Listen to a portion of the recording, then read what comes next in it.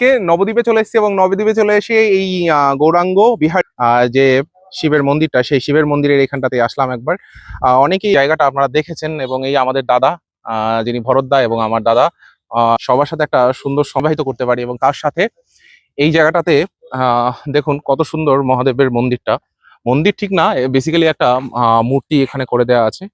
Lighting গুলো এই মুহূর্তে দেখা যাচ্ছে না, কারণ দিনের বেলায়, রাতের বেলায় লাইটিং গুলো আরো বেশি সুন্দর লাগে, যাতে করে মানে পরিস্থিতিটা সুন্দর হয় বা ওয়েদারটা ভালো লাগে রাতের বেলায়। কারণ হলো আহ, যত বেশি লাইট থাকবে তত বেশি কিন্তু যে কোনো জায়গার অবস্থান বা যে কোনো জায়গার আহ একটা পরিস্ফুট চেহারা ফুটে ওঠে। আর এটা বেসিক্যালি দাদার মুখ থেকে শুনে নাও তোমরা সবাই, যে এটা এর যে কথিত ব্যাপারটা বা এটার আদৌ কি নাম। এই জায়গাটার নাম হচ্ছে তিনকুড়ি গোস্বামীর সমাধি মন্দির। আর এখন নতুন করে শিব মন্দির হয়েছে পাশেই।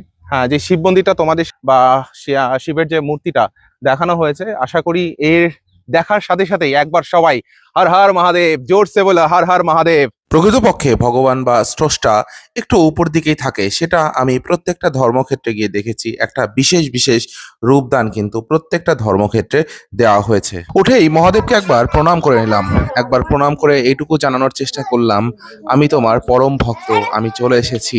মহাদেবের এই বিগ্রহটা দেখে মন প্রাণ একদম জুড়িয়ে গেছিল, কারণ প্রত্যেকটা মানুষ ওখানে যেন তাকিয়েছিল একটু উঁচুর দিকে। আর আমাদের প্রতি মুহূর্তে শিখিয়েছিল জীবনে বাঁচতে হলে মাথা উঁচু করে বাঁচতে হবে।